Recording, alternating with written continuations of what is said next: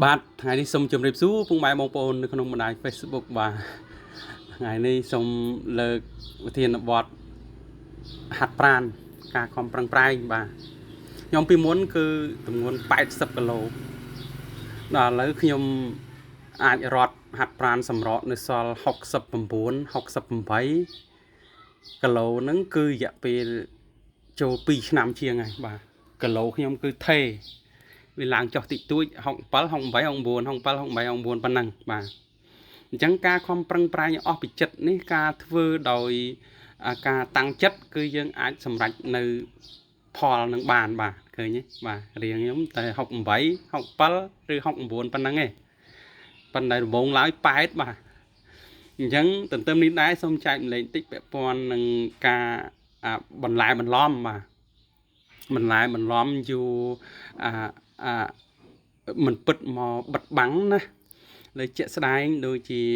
យើងនិយាយអំពីទូរស័ព្ទបច្ចុប្បន្នទូរស័ព្ទ17 Pro ពណ៌ស្បង់លោកនេះបាទអញ្ចឹងពាក្យច្រើនមួយចំនួនហ្នឹងបាទយើងមិនមែនថាភាគច្រើនទេមួយចំនួនបាទគាត់យកមកបិទបាំងយកអាសបក17មកបិទបាំងទូរស័ព្ទឯង13 14 15 16សោះយកមកបិទ17អញ្ចឹងការដែលធ្វើរបៀបคล้ายយើងបង្កើតអាភាពคล้ายនេះឡើងគឺអត់ល្អទេសម្រាប់ការតស៊ូរបស់យើងបាទវាការភូតអ្នកដតីការភូតខ្លួនឯងអត់បានធ្វើអ្វីឲ្យរីកចម្រើនទេការភូតទាំងនោះពុំនាំឲ្យយើងទៅរកភាពល្អនៃជីវិតទេ